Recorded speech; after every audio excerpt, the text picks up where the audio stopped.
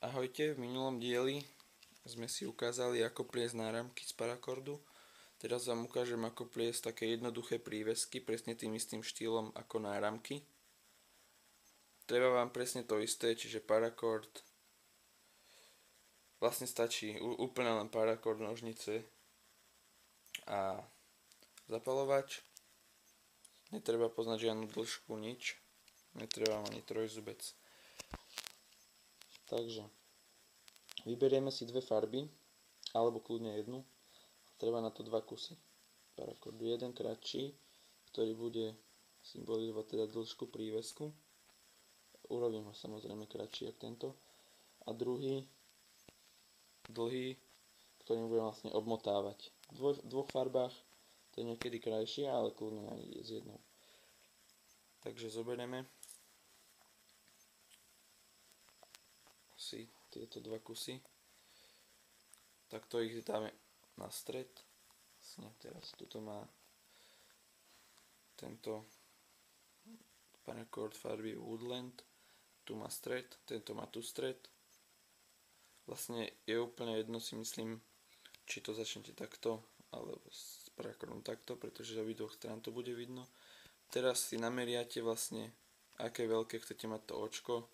Príklad bežne takéto robím. Napríklad keď tam budete chcieť dať, ja neviem, karabinku alebo na kľúče, úplne stačí takéto. No a teraz začneme pliesť úplne rovnako ako pri náramkoch.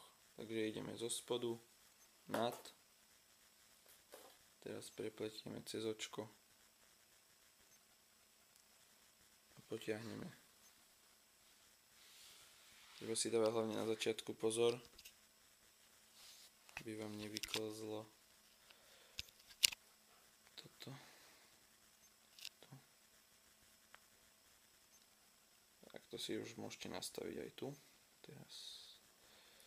No a pokračujeme presne takisto, čiže popod a na tento druhý a zase cez očko. Takisto treba dávať pozor na tie základné chyby, čo som opisoval v prvom videu v pletenia tých náramkov, aby ste neurobili dva rovnaké uzlíky za sebou. Čiže ešte jedna rada. Keď je tento hrbolček vľavo, tak začíname s týmto kusom vpravo. A teraz naopak. Ak je ten hrbolček teraz vpravo, tak začíname s ľavým. Dĺžku tohto náramku vlastne si môžete rozmyslieť aj behom pletenia. Napríklad bežne robím také 9 cm, to sa ráta aj s tým očkom teda, 9 cm približne, sú také vhodné aj na kľúči a všelikam, alebo 4 cm, to už je na vás.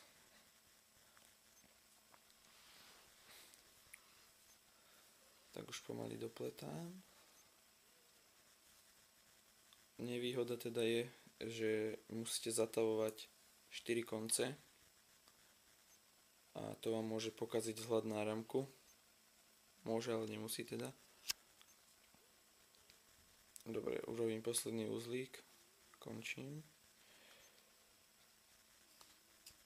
Takže už mám dĺžku prívesku. Takú, ako som chcel. Tak urobíme takmer presne to isté, čo pri náramkoch, až na to, že bude treba odstrihnúť tieto dva konce.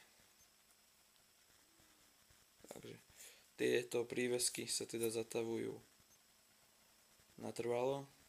Samozrejme nemusia, môžete aj na opakované použitie, ale vlastne na toto ide tak maximálne meter parakordu, meter a plus týchto 15-20 cm.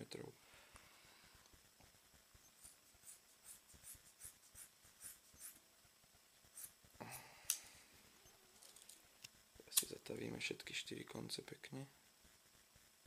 Treba dávať pozor, aby sme tým zapalovačom neprepálili teda aj ten ostatný parakord okolo. ten by sa narušil, ten vzhľad ešte viac. To nebolo už vôbec pekné. Takto poriadne, aby sa to cez tie medzery neprešvihlo, aby to tam pevne držalo. Nemusí to byť nejak extra pevne, predsa len nebude sa s nimi, myslím si, manipulovať nejak extra tvrdo. Teraz vyskúšať, či sa to nevyvlečie. Slabý tlak mal by stačiť na testovanie pevnosti. Vlastne takto vyzerá už hotový prívesok. Tie zatavené miesta nie je moc vidno pri detailnejšom preskúmaní akurát. Takéto milé ozdoby na kľúče. Väčšinou môžete urobiť so zvyškou, teda čo vám ostanú väčšinou z tých 3 metrov, keď pletete náramky. Dajú sa z toho urobiť aj pekné sady, napríklad náramok a k tomu prívesok na kľúče, je to pekné. Dúfam, môžete to skúsiť, dúfam, že to skúsite, možno vás to zaujme tak ako mňa a časom ich urobíte aj oveľa viac.